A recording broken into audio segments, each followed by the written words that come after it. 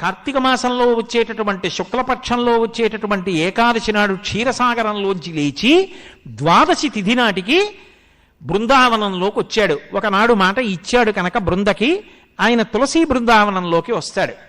అందుకే ఆ రోజున ఆరాధన, విష్ణు సహస్రనామ స్తోత్ర పారాయణం, దీపాలు పెట్టడం అన్నీ కూడా క్షీరాబ్ది ద్వాదశి అని ఆ తులసి చెట్టు దగ్గర చేస్తారు. ఆ ఋతువులో తులసితో పాటుగా విశేషమైన అనుగ్రహాన్ని పరదేవతా స్వరూపంగా వర్షిస్తోంది కాబట్టి తులసి కోటలో ఉసిరి కొమ్మని కూడా గుచ్చి రెండిటి గాలిని పీలుస్తూ రెండిటికి కలిపి పూజ చేస్తారు.